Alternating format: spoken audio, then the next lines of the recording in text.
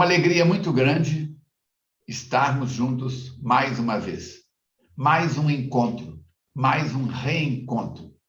E neste momento, com o tema Sede Perfeitos, que é o capítulo 20 do Evangelho segundo o Espiritismo, uma das 5 obras do Pentateuco Espírita, certo? Muito bem, hoje para mim é uma data muito especial, porque eu estou completando mais um inverno, embora tenha preferência pelo verão, mas eu nasci em pleno inverno. Assim, mais uma data natalícia, 67 anos, os meus agradecimentos ao grande arquiteto do universo, esse Deus de amor e bondade, e a todos os espíritos amigos, a esse Mestre Jesus, que nos assistem e protegem nas nossas necessidades. Começamos a tarefa da noite com a leitura de uma mensagem do livro Vida Feliz, e com ela nós vamos trabalhar o dia de hoje. Muito bem, é a lição número 122. Em qualquer circunstância, mantém-te tu mesmo. Não te apresentes superior ao que és, nem te subestimes a ponto de parecer o que não sejas. Anelando por uma posição melhor, empenha-te para lográ-la. Descobrindo imperfeições, luta por te aprimorares.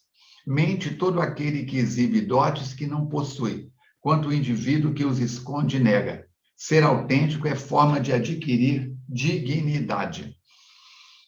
A ascensão é lenta para todos.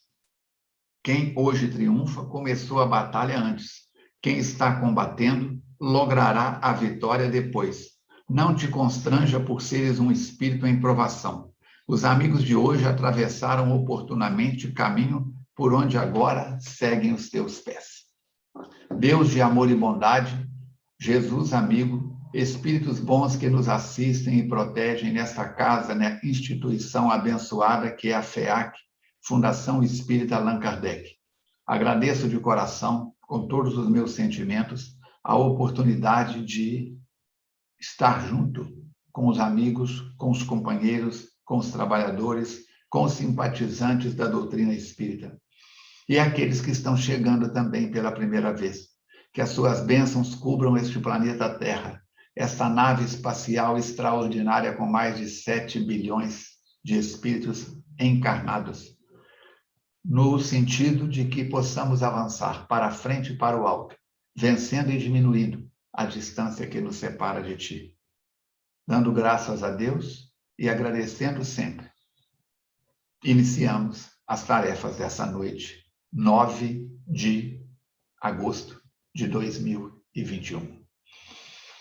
Muito bem, estamos aí então, mais uma vez juntos, lembrando a você que a nossa FEAC está com as reuniões de quinta-feira às 14 horas e 30 minutos funcionando, com as reuniões de sábado às 19 horas funcionando, atendimento fraterno presencial 5 dias na semana. Entra no nosso site da FEAC, vou pedir o Chaves para colocar aqui na tela o site www.feac.org. Neste site, você tem acesso aos 36 grupos de estudos que estão funcionando na FEAC.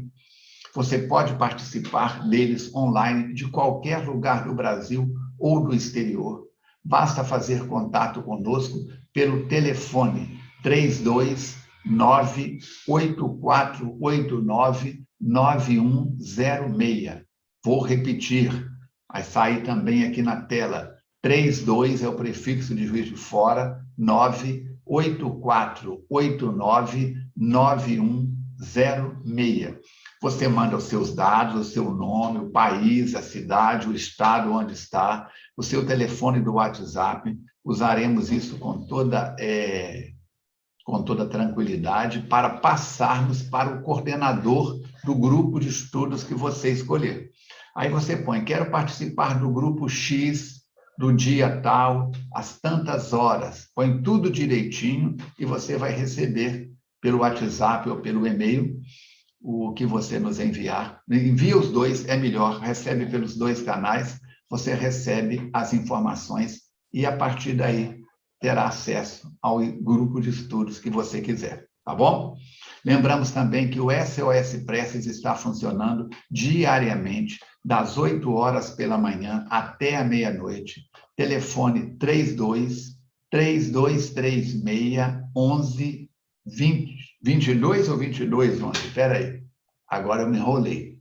Bom, ele vai colocar o telefone, é tanto número na cabeça da gente, ele vai colocar o número aqui certinho para vocês, tá bom? Muito bem, então vamos começar o nosso estudo da noite de hoje. Prezadas irmãs, prezados irmãos, jovens de todas as idades, que Jesus, o amigo e benfeitor de nossas vidas, continue a nos envolver na sua paz. É uma alegria muito grande este reencontro, juntos estarmos no trabalho de estudo, aprendizagem, divulgação dessa doutrina extraordinária que é o Espiritismo. O tema da noite de hoje é com base no livro O Evangelho segundo o Espiritismo, capítulo 17, que é Sede Perfeitos. Eu gosto muito deste tema, é um tema extraordinário, abre a mente da gente e nos convida para reflexões muito interessantes. Nós vamos abordar principalmente o subitem Caracteres da Perfeição. É possível atingirmos a perfeição? E eu pergunto para você, que tipo de perfeição? Para você, em que consiste essa perfeição? Todos seremos um dia perfeitos? São perguntas que passam na cabeça de todos nós. Na mensagem de outubro de 1860 da Revista Espírita, o espírito Georges escreveu uma mensagem, Os Puros Espíritos, onde ele vai dizer: chegados ao mais alto grau da perfeição, são considerados dignos de serem admitidos aos pés de Deus. Quem? Os puros espíritos. O esplendor infinito que os envolve não os dispensa de serem úteis nas obras da criação. São os ministros de Deus, sob suas ordens, regem os mundos inumeráveis, dirigem do alto os espíritos humanos. Estão ligados entre si por um amor sem limites, e esse amor se estende a todos os seres que procuram atrair para a suprema felicidade. Deus irradia sobre eles e lhes transmite suas ordens. Sua forma não é palpável, tornaram-se infalíveis. Como assim? Nós sabemos que conforme o espírito vai evoluindo, o perispírito vai ficando cada vez mais etéreo, até o ponto que, quando chega à condição de um puro espírito, ele já não tem mais perispírito. O que é o espírito? O espírito é a fagulha divina. O espírito é como o vento. Ninguém sabe de onde vem, ninguém sabe para onde vai, mas podeis sentir a sua presença. Quando a metáfora é utilizada que o espírito é como o vento, você está numa sala. De repente entra um vento pela janela, a cortina mexe. Você vê a cortina mexer, mas você não vê o vento. Você está num lugar tranquilo, de repente vem uma aragem fresca, um vento agradável. Você sente o bem-estar na pele, nos seus receptores celulares da pele, mas você não vê o vento. Então, sua forma não é palpável, tornam-se infalíveis. Em suas fileiras é que são escolhidos os anjos de guarda, que bondosamente baixam o olhar sobre nós, os mortais. Os espíritos puros são iguais em perfeição, o mais alto grau de perfeição, mas não são uniformes, têm suas peculiaridades, conservam a sua personalidade. Quer dizer, cada um deles conserva a sua história, os caminhos que trilharam, os planetas que habitaram, as tarefas que desenvolveram, e continua Georges: não me é permitido dar mais detalhe deste mundo supremo. Então, nós ficamos vendo como é que fica esta situação. Quando você abre o Evangelho no capítulo 17, que é o capítulo Sede Perfeitos, logo abaixo dos títulos, dos subtítulos, vem a mensagem de Mateus, o evangelista, capítulo 5, versículo 44, 46 a 48. Abre aspas. Amai os vossos inimigos. Fazei o bem aos que vos odeiam, e orai pelos que vos perseguem e caluniam. Porque se somente amardes o que vos amam, que recompensa tereis disso? Não fazem assim também os publicanos? Se unicamente saudardes os vossos irmãos, que fazeis com isso mais do que outros? Não fazem o mesmo os pagãos? Sede, pois, vós, outros, perfeitos, como perfeitos é vosso Pai Celestial. Aconselho você a ter em mãos o Evangelho segundo o Espiritismo, abrir o capítulo 17 e acompanhar comigo o estudo deste momento. No Livro dos Espíritos, questão 625, pergunta Allan Kardec: qual é o tipo mais perfeito que Deus ofereceu ao homem para lhe servir de guia e modelo? E a resposta é a mais curta contida no Livro dos Espíritos: Jesus. Jesus é, para o homem, o exemplo da perfeição moral e a que pode pretender a humanidade na Terra. Deus nos oferece Jesus como o mais perfeito modelo e a sua doutrina, a doutrina que ele ensinou, é a mais pura expressão da sua lei, porque era o propósito, porque era o próprio Espírito Divino e foi o ser mais puro que apareceu na Terra.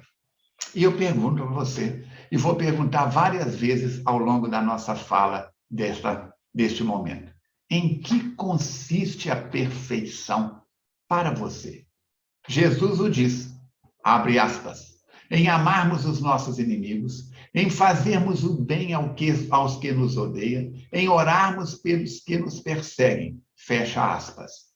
Mostra ele deste modo que a essência da perfeição é a caridade na sua mais ampla acepção. Por quê? Porque implica a prática de todas as outras virtudes. Então, nós podemos colocar a caridade como a mãe das virtudes. Que importância tem os nossos inimigos no tocante ao nosso aperfeiçoamento? Eu, hein, Falcone? Deixa eles para lá e vou cuidar da minha vida. É assim que a lei de ação e reação funciona? Não, não, não, não, não. No Livro dos Espíritos, questão 894. Aconselho você a ter em mão o seu caderno ou o seu bloco de anotações e um lápis, para que você possa ir anotando essas bibliografias e depois você pode, se não tem agora em mãos, você pode depois assistir novamente. Essa palestra vai ficar liberada e você poderá compor todo esse trabalho que nós estamos desenvolvendo. Na questão 894, pergunta Allan Kardec: há pessoas que fazem o bem de maneira espontânea, sem precisar vencer nenhum sentimento contrário. Tem mérito, tem tanto mérito quanto as que têm de lutar contra a sua própria natureza e que já superaram? Respondem os espíritos: as que não têm que lutar é porque nelas o progresso está realizado. Lutaram antes e venceram. Para estas, os bons sentimentos não custam nenhum esforço e as suas ações parecem todas natural. Para elas, o bem tornou-se uma união. Como ainda bem longe da perfeição, estes exemplos espantam com os que ainda estão bem longe dessa perfeição. Pelos exemplos, espantam pelo contrastes e não são mais admirados por serem raros, mas sabeis que nos mundos mais avançados, o que aqui é exceção, lá é regra. Pronto, começamos a distinguir aí aquilo que está no capítulo 3º da obra do Evangelho, que se chama Há Muitas Moradas na Casa de Meu Pai. Na questão 895, pergunta Allan Kardec: além dos defeitos e vícios, sob os quais ninguém se engana, Qual o sinal mais característico da imperfeição? A resposta é muito clara: o interesse pessoal. Basta tocar no interesse pessoal para colocar o fundo a descoberto. O verdadeiro desinteresse é coisa rara na Terra, que é admirado como um fenômeno quando se apresenta. O apego às coisas materiais é um notório sinal de inferioridade, porque quanto mais o homem se prende aos bens do mundo, menos compreende a sua destinação. Pelo desinteresse, ao contrário, prova que vê o futuro sob um ponto de vista mais elevado. Está dando para acompanhar? Estamos avançando. Se você não tem o Evangelho, depois assista novamente com o Evangelho em mãos para ficar mais claro. O Evangelho e o Livro dos Espíritos. Questão 909. O homem poderia sempre vencer suas más tendências pelo seu esforço? Para que Allan Kardec foi fazer essa bendita pergunta? Olha só a resposta. Vou repetir a pergunta. É para você. É para mim. Quando eu digo que é para você, ó, tem um dedo apontando para você e 3 apontando para mim. 909. O homem poderia sempre vencer suas más tendências pelos seus esforços? Resposta: sim. E algumas vezes com pouco esforço. É a vontade que lhe falta, como são poucos dentre vós os que se esforçam. É um murro na boca do estômago, não é? Ai, quer dizer que o que está faltando em mim é vontade? E que com um pouquinho de esforço eu conseguiria chegar lá? Ó, dá para coçar a cabeça. Vamos para a questão 910. O homem pode encontrar nos espíritos uma assistência eficaz para superar suas paixões? Quer dizer, podemos contar com os espíritos amigos para nos ajudar a vencer as nossas paixões?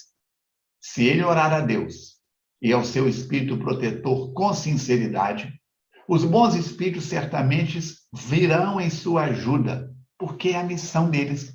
É como a criança que pede o pai, a mãe, ajuda. O pai e a mãe vão ajudá-la, porque essa é a missão dos pais. Olha o bebê. O bebê faz xixi na fralda. Faz lá as suas necessidades. Se a mãe e o pai não percebem, o que ele faz? Ele chora.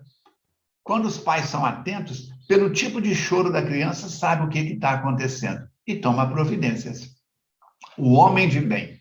Como pode o homem verificar se está cumprindo verdadeiramente a lei de justiça, amor e caridade? Características do homem de bem. É o item 3 deste capítulo 17. O homem de bem cumpre a lei de justiça, amor e caridade na sua maior pureza. O homem de bem deposita fé em Deus e sabe que nada acontece sem sua permissão. O homem de bem tem fé no futuro, por isso coloca mais importância nos bens espirituais que nos temporais. Tchan, tchan, tchan, tchan. O homem de bem sabe que as dores e vicissitudes da vida são provas ou expiações, por isso é resignado. Na natureza, nada se extingue, tudo está em constante transformação, nada se perde. Tudo está em constante transformação. Sabe que as dores e vicissitudes da vida são provas e expiações, por isso é resignado. Os antigos dizem que não há mal que sempre dure, nem bem que nunca se acaba. O homem de bem possui o sentimento de caridade e amor ao próximo, sacrifica seu interesse à justiça. Encontra satisfação nos benefícios que espalha. Seu primeiro impulso é pensar nos outros antes que em si. Ah, Falcone, mas tem tanta gente ingrata no mundo. Vai na parábola do semeador. Está lá. O homem saiu a semear. E as sementes caem em 4 terrenos diferentes. Anota aí, parábola do semeador. Uma quarta parte cai num terreno de pouca profundidade. Vem o sol e cresta, queima as sementes. Outra cai numa região que tem muitos pássaros, eles vêm e comem a semente. Outra cai numa região que tem ervas daninhas. Quando vem a chuva que brota, as ervas daninhas brotam mais rápido do que as sementes boas e afaga. Somente uma quarta parte é que brota. Olha em cima aqui, nós temos aí, ó, primavera, verão, outono, inverno. E tem uma árvore atrás de mim. O fotógrafo bateu na mesma posição, foto dessa árvore nas 4 estações. E é muito interessante. Na primavera, nós vemos aqui as flores. No verão, nós já vemos os frutos sendo colhidos. No outono, as folhas amarelando. E no inverno, a árvore já com os galhos, entre aspas, sem folhas, secos, para que possa enfrentar o período invernal. Então, nós temos que pensar nisso. O homem de bem possui o sentimento de caridade, continuando, e amor ao próximo, sacrifica seus interesses à justiça. Encontra satisfação e benefício nos bens que espalha. É a parábola do semeador. É bom, humano e benevolente para com todos, sem olhar raça, etnia, credo, partido político. Todos são seus irmãos. Respeita nos outros suas convicções sinceras. Voltando aí na benevolente para com todos e respeita o ponto de vista de cada um, olha as imperfeições na última política. Independente de quem perdeu, de quem ganhou, casamentos se romperam, namoros e noivados se romperam, amizades, sociedades dentro da instituição espírita, infelizmente, a contaminação chegou da politicagem e vimos companheiros rompendo com irmãos de doutrina, parando de frequentar determinadas reuniões, porque o dirigente, porque o trabalhador, porque o médium, porque o responsável é de um partido político diferente do meu. Eu votei em fulano e ele votou em ciclano. Não estou falando de política, estou falando das nossas fragilidades. Respeita nos outros as suas convicções sinceras. O homem de bem, em todas as circunstâncias, toma por base a caridade. Antes da doutrina espírita, fora da igreja não há salvação. Com Jesus e com Kardec, fora da caridade não há salvação. Não alimenta ódio, rancor ou desejo de vingança. Toma Jesus por seu modelo e guia e perdoa. O homem de bem é indulgente com as fraquezas alheias, porque sabe que também precisa de indulgência.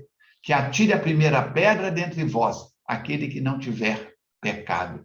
Lembra da parábola da mulher adúltera? Eu vou citando e encaixando para que a gente possa ver como que tudo se costura nessa doutrina extraordinária que é o Espiritismo. O homem de bem não se compraz em ressaltar os defeitos alheios. Conhece aquela pessoa que diz assim, eu sou um psicólogo nato, eu bato o olho em alguém e prontamente sei os seus defeitos. Por quê? Porque está olhando com as lentes do defeito.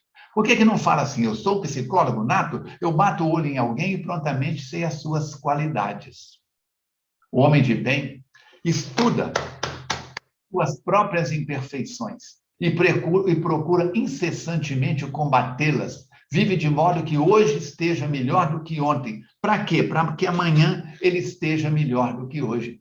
O homem de bem evita salientar suas qualidades às expensas dos outros. Que isso? Eu sou o cara. Eu é que faço funcionar a minha instituição. O dia que eu não vou, a casa não funciona. Quer saber uma coisa? Nem os guias vão na instituição que eu frequento o dia que eu não vou. Eu já ouvi isso de companheiros e companheiras que se acham a coisa mais fofa, a coisa mais evoluída da instituição que frequenta. Está no Evangelho. Aquele que se exalta será humilhado. Aquele que se humilha será exaltado. Não se envaidece de sua riqueza nem de vantagens pessoais, porque sabe que foi dado, tudo que foi dado pode ser retirado.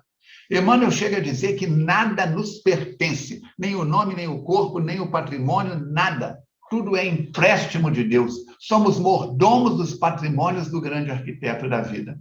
O homem de bem usa, mas não abusa dos bens terrenos. Por quê? Porque sabe que deles terá que prestar contas mais cedo ou mais tarde. O homem de bem, se tem homens que eles são subordinados, trata todos com humanidade e respeito. Se ele é subordinado, cumpre seus deveres fielmente. Quantas vezes vemos na casa espírita disputa por cargos? Eu só trabalho se eu estiver na diretoria. Estar na diretoria, na direção de um grupo de estudos, de uma reunião, ou coordenador de uma tarefa interna ou externa da instituição espírita, é responsabilidade, não é cargo, é encargo. E termina o Espírito dizendo que estas são algumas das qualidades do homem de bem. Algumas. Vai lá no Evangelho que você vai ver tudo. Eu pesquei algumas, porque senão vira um seminário. Já não é mais uma palestra, uma conferência, naturalmente. Os bons espíritas, quais as características? Reconhece-se o verdadeiro espírita pela sua transformação moral e pelos esforços que emprega para domar suas inclinações más. É a sequência do capítulo. Bom espírita e bom cristão. O espiritismo não vem instituir uma nova moral. O espiritismo é o cristianismo redivivo. Vejo pessoas perguntando: tem Jesus no Espiritismo? Não tem Jesus no Espiritismo. O Espiritismo é Jesus. Eu voltarei ao Pai. Bom, mas esse é assunto para daqui a pouco. Vamos lá? Vamos. Aí, como eu disse lá atrás, vale a pena consultar a parábola do semeador que está no Evangelho de Mateus. É muito interessante. A próxima mensagem é o dever. Lázaro, Paris, 1863. Qual o verdadeiro sentido do dever? Diz Lázaro: o dever é a obrigação moral da criatura para consigo mesmo primeira, em seguida para com os outros. O dever é lei da vida. Por que é tão difícil o cumprimento do dever? Porque nós ainda queremos ser paparicados, queremos ser carregados no colo, queremos ser distinguidos como pessoa especial.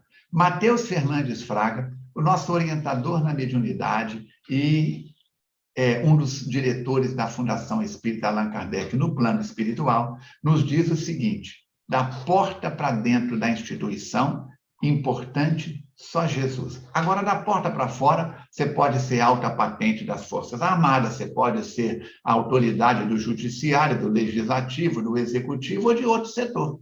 Mas da porta para dentro, somos todos soldados rasos. Queremos promoção, um número muito grande de aprendizes do Espiritismo. Onde encontramos a orientação para o cumprimento do dever?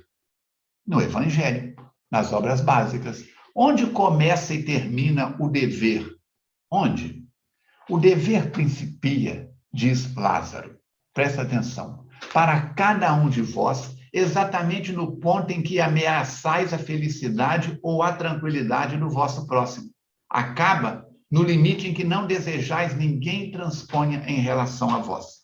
Então, a experiência diz: o meu limite termina onde começa o seu. Como é que faz?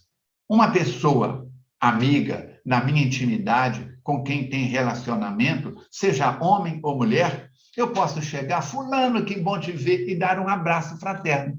Mas uma pessoa que acabou de me ser apresentada, eu não sei quais são os seus pontos de vista, quais são os seus valores, não tem intimidade.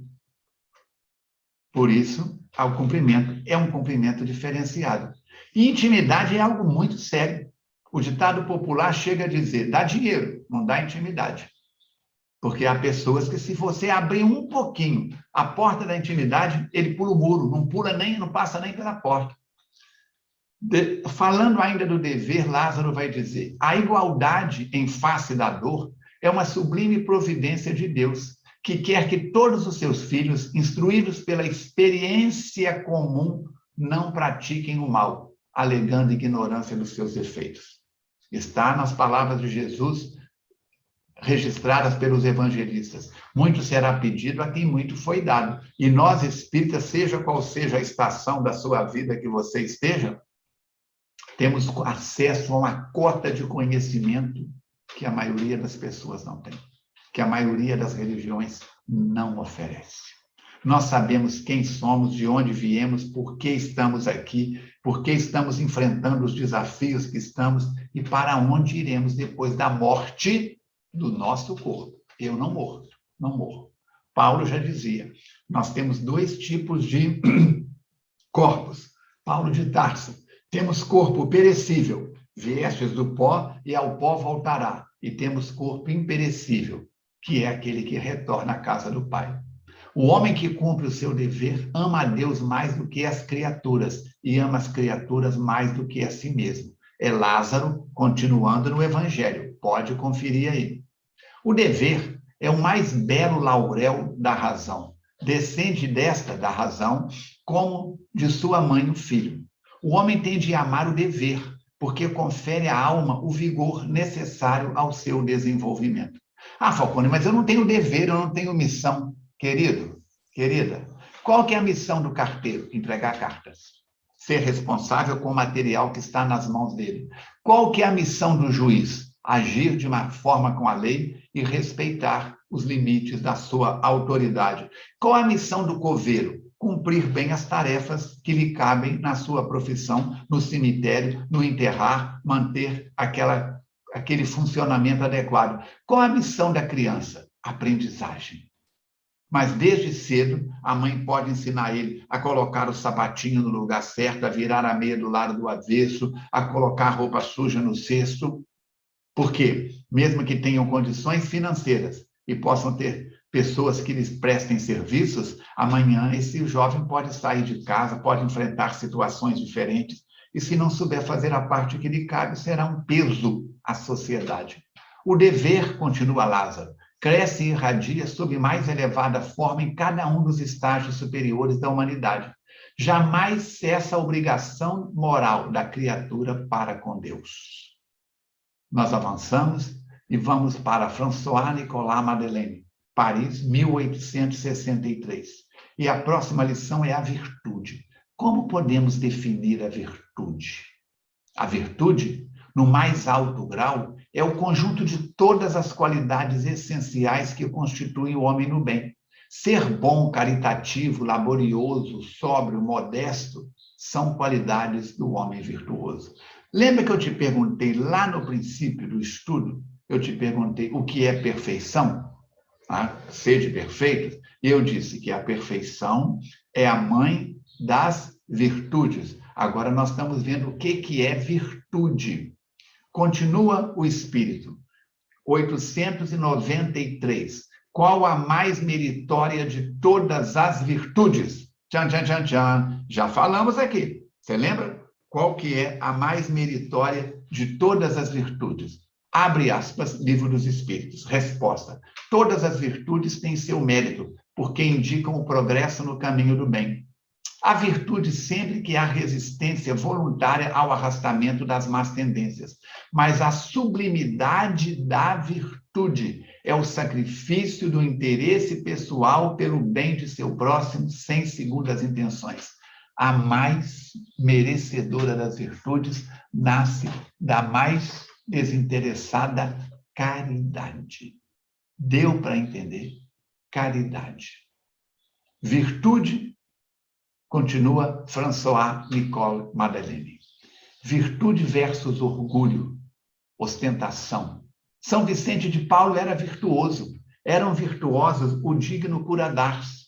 Muitos outros quase desconhecidos do mundo, mas conhecidos de Deus. Todos estes homens e mulheres de bem ignoravam que fossem virtuosos, porque deixavam-se ir ao sabor das suas santas inspirações e praticavam o bem com desinteresse completo e inteiro esquecimento de si mesmo.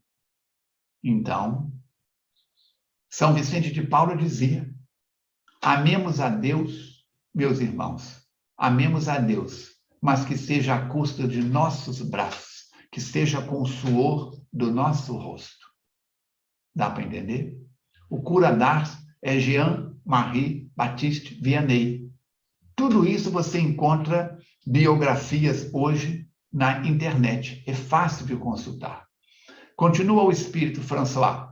Afastai de vossos corações, falando da virtude, tudo que seja orgulho, vaidade, amor próprio, que sempre desadornam as mais belas qualidades. Não imiteis o homem que se apresenta como modelo e trombeteia ele próprio, suas qualidades e a todos os ouvidos complacentes. A virtude que assim se ostenta esconde muitas vezes uma imensidade de pequenas torpezas e odiosas covardias. Gente, os espíritos não medem palavra, não. Vou repetir essa última frase. A virtude que assim se ostenta esconde muitas vezes uma imensidade de pequenas torpezas e odiosas covardias. É a minha biografia. Talvez seja a sua. Temos que pensar nisso. Mais vale pouca virtude com modéstia do que muita com orgulho. Pelo orgulho é que as humanidades sucessivamente se hão perdido. Pela humildade é que um dia elas irão se redimir. Onde estão as sociedades que fizeram, as humanidades que construíram as 7 maravilhas da natureza? Faleceram. Onde está o Egito, Grécia, Roma, a própria Índia, a China, que construiu a muralha, a Mesopotâmia, que construiu os jardins suspensos da Babilônia? Por quê? Padeceram por falta de virtudes. Continua ele. Qual a utilidade de haver superiores e inferiores na terra? Em outras palavras, com que fim Deus delega aos homens autoridade e riqueza? Vamos observar. A autoridade, tanto quanto a riqueza, é uma delegação de que se terá que prestar contas àquele que se ache dela investido. A ninguém cabe dizer que uma coisa lhe pertence, quando lhe pode ser retirada sem seu consentimento. Deus confere autoridade a título de missão ou de prova. Quando o entende, a retira, se julga conveniente. Quem quer que seja depositário de autoridade não deve esquecer-se que tem alma a seu cargo, que responderá pela boa ou má diretriz que dê aos seus subordinados e que sobre ele recairão as faltas que estes cometem, os vícios a que sejam arrastados, em consequência dessa diretriz ou dos maus exemplos, do mesmo modo que colherá os frutos da solicitude que empregar para os conduzir ao bem. Todo homem tem na terra a sua missão, grande ou pequena, qualquer que ela seja, sempre lhe é dada para o bem. Falseá-la em seu princípio é, pois, falir ao seu desempenho. Nosso dever para com os filhos que estão momentaneamente sob nossa autoridade. As pessoas sob nossa responsabilidade poderão ser bem ou mal sucedidas, a depender, em parte, das nossas diretrizes, do nosso exemplo. Lembra Francisco de Assis? O bem não faz barulho, o barulho não faz bem. O superior que se acha compenetrado das palavras do Cristo, a nenhum despreza dos que lhe estão submetidos, porque sabe que as distinções sociais não prevalecem às vistas de Deus. O Espiritismo ensina que as posições são intercambiáveis e que ele, então, será tratado conforme os haja tratado, quando sobre eles exercia a autoridade. Mas, se o superior tem deveres a cumprir, o inferior, de seu lado, também os tem, e não menos sagrado. Se a sua posição lhe acarreta sofrimentos, reconhecerá que, sem dúvida, os mereceu, porque provavelmente abusou outrora da autoridade que tinha, cabendo-lhe, portanto, experimentar a seu turno o que fizera sofressem os outros. Livre a semeadura, obrigatória a colheita. Numa palavra, solicita-o o sentimento do dever, oriundo da sua fé, e a certeza de que todo afastamento do caminho reto implica uma dívida que, cedo ou tarde, terá que acertar, que pagar não é a Deus, é a própria consciência. Dá para entender isso? Por isso, temos que ter muito cuidado com os nossos excessos. Temos que ter muita prudência com o que falamos. O espírito Marco Prisca escreveu no livro Elementar Espírita, lição 12, comportamentos. Pensa sem falar, mas evita falar sem pensar. Mateus me disse, meu filho, é impossível falar sem pensar. Ele fez um trocadilho. Se nós usarmos a luz da neurologia, a luz da realidade, pensa sem falar, mas evita falar sem refletir. Em vista do mundo, retratado nas imagens anteriores, que nós acabamos de falar, seria meritório ao homem isolar-se. Eu vou raspar a cabeça, vou pegar meu cajado, vou subir a montanha e vou virar eremita. Ir para uma dessas ordens contemplativas, no deserto, no Tibete, seja lá onde for. O primeiro passo de toda a vida monástica é o afastamento do mundo. A necessidade de abandonar o mundo resulta simplesmente do grande preceito de amor a Deus. Amar a Deus com efeito é fazer sua vontade, observar seus mandamentos. Agora, se isso exige uma atenção contínua, um esforço do espírito, do coração, como um operário aplicado ao trabalho, o cristão deve entregar-se exclusivamente às ordens divinas. Por isso, não adianta renunciar ao mundo. Paulo de Tarso já dizia: precisamos e devemos viver no mundo, mas não viver o mundo. São coisas diferentes. Não adianta eu ir para uma ordem monástica, ou ir para um mosteiro, ou ir para seja o que for, e me isolar do mundo. Somos animais agregados. Somos seres agregados socialmente. Podemos nós, espíritas, concordar com esse tipo de posicionamento? Vamos no Livro dos Espíritos, questão 766. Cadê seu lápis? Cadê sua anotação? A vida social é uma obrigação natural? Questão 766. Certamente, Deus fez o homem para viver em sociedade. Deus deu-lhe a palavra e todas as demais faculdades necessárias ao relacionamento. Questão 768. O homem, ao procurar viver em sociedade, apenas obedece a um sentimento pessoal ou a um objetivo providencial e integral? O homem deve progredir, mas não pode fazer isso sozinho, porque não dispõe de todas as faculdades. Eis porque se precisa relacionar com outros homens. No isolamento se embrutece, se enfraquece. Nenhum homem possui todos os conhecimentos pelas relações sociais. Desculpa, nenhum homem possui todos os conhecimentos. Pelas relações sociais é que se completam uns aos outros para assegurar seu bem, estar e progredir. Por isso é que, tendo necessidade uns dos outros, são feitos para viver em sociedade e não isolados. Eu sempre digo, porque os amigos espirituais me dizem: se você está com um período da sua vida de tempo curto e só tem condições de ir ao centro espírita uma vez por semana, se tiver que escolher entre uma reunião pública ou um grupo de estudos, faça a opção pelo grupo de estudos. Porque na reunião pública você não pode perguntar, participar, é só ouvir e, se concordar, balançar a cabeça. Virar vaquinha de presépio? Não dá. Então, vá no grupo de estudos, onde você escuta a sua opinião, escuta a opinião do outro, e agora online fica fácil, tranquilamente. Livro dos Espíritos, questão 770. Que pensar dos homens que escolhem viver em reclusão absoluta para fugir do contato nocivo do mundo? Duplo egoísmo. Viu? Duplo egoísmo. O Homem no Mundo, um Espírito Protetor, Bordeaux, 1863. Não julgueis, todavia, que, exortando-vos incessantemente a prece e a evocação mental, pretendamos que vivais uma vida mística que vos conserve fora das leis da sociedade onde estáis subordinados a viver. Não, não, não. Vivei como os homens da época, mas providos de um sentimento de pureza.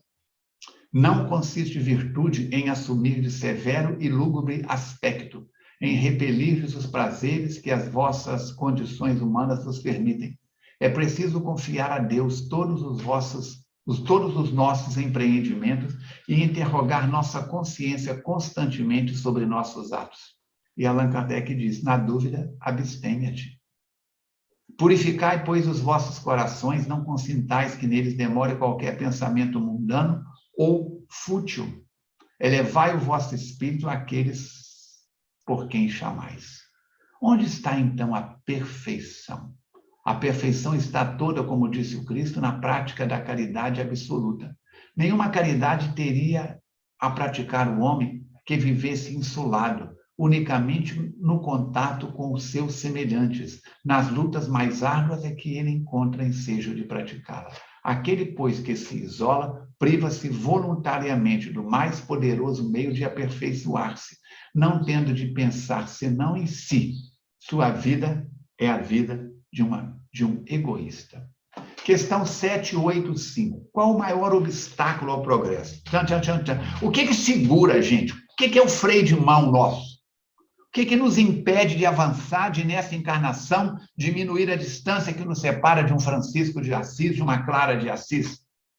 de um Martin Luther King, de um Gandhi, de uma Maria Teresa de Calcutá, de uma Irmã Dulce, de um Chico Xavier? Qual é o maior obstáculo ao progresso? O orgulho e o egoísmo. Quero falar do progresso moral.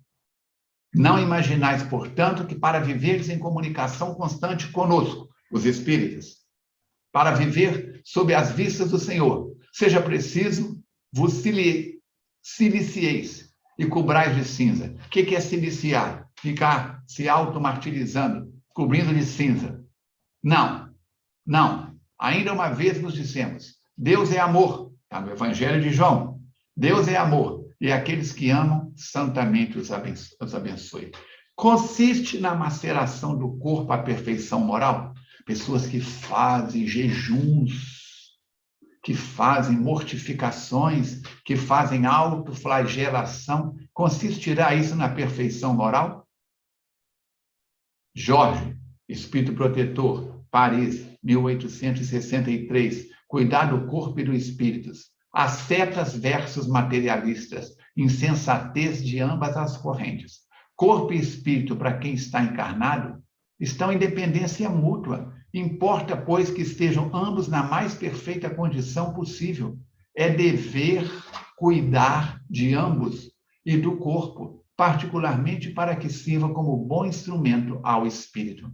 Não castigueis o corpo pelas faltas que o vosso livre-arbítrio o induziu a cometer. Sereis, porventura, mais perfeitas se, martirizando o corpo, não vos tornar de menos egoístas, nem menos orgulhosos e mais caritativos para com o próximo? Não, não, não, não, não. A perfeição não está nisso. Está toda nas reformas porque fizerdes passar-vos como espírito. Dobrai-o, submetei-o, humilhai-o, mortificai-o. Este é o meio de vos tornardes dócil à vontade de Deus e o único caminho de alcançar a perfeição. O egoísmo é a fonte de todos os vícios, assim como a caridade é a fonte de todas as virtudes. Destruir um, desenvolver o outro. Este deve ser o objetivo de todos os esforços do homem, se quiserdes assegurar a sua felicidade aqui na Terra e futuramente no mundo espiritual. Na maçonaria, na ordem da maçonaria, o princípio básico é cavar masmorras aos vícios e erguer templos, colunas às virtudes. Santo Agostinho, no livro dos Espíritos, vai dizer: perguntai-vos ainda isso, se agradasse a Deus me chamar nesse momento, teria eu, ao entrar no mundo dos espíritos, onde nada é oculto, o que temer diante de alguém? E agora? Se o Falcone desencarnasse aqui agora, numa síncope cardíaca fulminante, como é que ele seria recebido no mundo dos espíritos? Como é que você seria recebido no mundo dos espíritos se desencarnasse dentro de uma hora, dentro de um dia? Ah, eu sou o cara. Você é recebido por Jesus, pelos 12 apóstolos e... Para com isso. Stop. Menos batismo. Como dizia lá o humorista.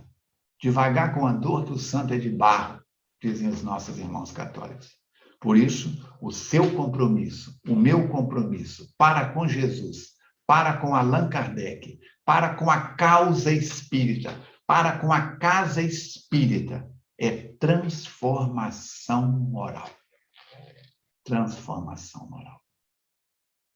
Fazermos todo o bem ao nosso alcance, sem distinção de credo, cor, raça, condição social, riqueza material ou espiritual.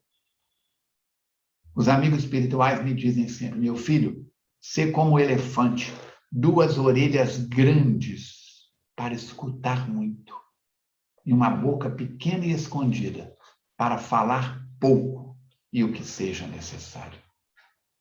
Convido você, convido a mim, convido a todos nós a lermos e relermos, está aí o capítulo 17 do Evangelho segundo o Espiritismo, Sede Perfeitos. A lermos essas questões do Livro dos Espíritos que nós acabamos de distinguir entre as 1019 questões. A dedicarmos diariamente um tempo para lermos e estudarmos Allan Kardec, seja na primavera, no verão, no outono ou no inverno. Dinheiro vai, dinheiro vem. Mas a moeda do tempo nunca mais. O dia de ontem nunca mais.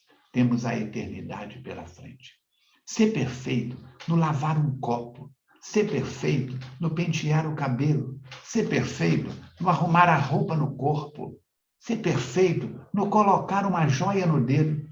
Seja uma bijuteria, um anel de coco, seja um anel de ouro cravejado de brilhantes. Ser perfeito no atravessar a rua. Ser perfeito no trânsito, vendo que alguém está saindo de uma garagem ou está dando seta para entrar, diminui a velocidade, se necessário, pare. Ser perfeito, dando a vez para a ambulância, para o corpo de bombeiro, é obrigação nossa. Ser perfeito, se ainda chupa uma bala, um chiclete, amassando papel, colocando dentro do carro, ou se está de carro, ou se está a pé, na bolsa, ou no bolso, ou segurar na mão até achar uma lixeira.